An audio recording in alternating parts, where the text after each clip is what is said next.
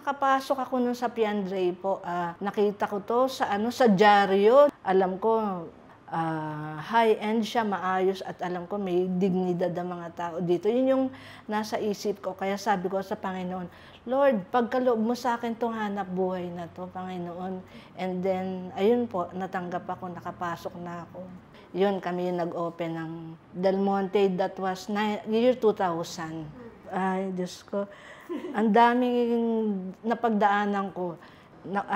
Na-operahan ako eh. Kapasok ko pa lang sa Del Monte yun.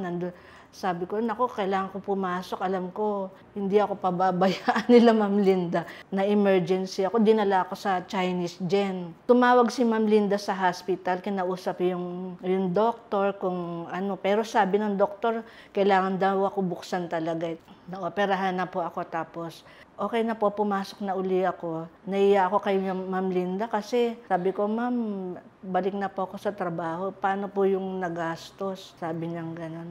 Huwag mo nang alalahanin yun. Kasi ang importante, nakabalik ka na. Sabi ko nun kay Ma'am, Ma'am, nahiya po ako sa inyo kasi bago pa lang po ako dito sa Piandre eh. Sabi niya gano'n sa akin. Ito yung talagang di ko makalimutan. Sabi niya, bago at luma kayo, pare-pareho kayo sa akin. Sobrang natouch ako doon, Diyos ko po, sabi ko. Yung trabaho ko na to, dati inisip ko lang, pantulong lang sa family. Pero ang naging kalabasan, parang ito na inasahan. Bali ako, isang manicurista ako. Trabaho ng asawa ko, minsan meron, minsan wala. Sa construction. Ito na rin yung dito na ako nakapagpaaral ng anak ko. Sa awa ng Diyos na napatapos ko na yung anak ko na.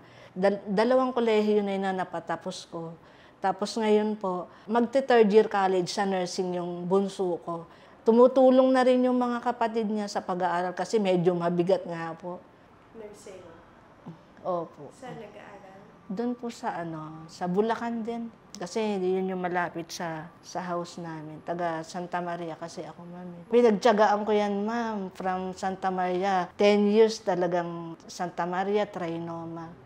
Yan, yung traffic. Di ko ininda. Ngayon ko na lang naiinda kasi kakaedad na rin eh. Pero yung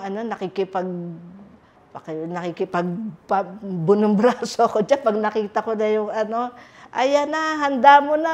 Sige, standing, okay lang. Makauwi lang ba? Eto ako, medyo nagkakaedad na. Andito pa rin ako. Kaya wala na ako hanapin. Kaya talagang hindi ko makakalimutan si Ma'am Linda. Magstay ako hanggang sa mag-retire na ako dito. Sobrang mahal ko po kayo, Ma'am. Thank you po sa lahat. God bless po sa family niyo.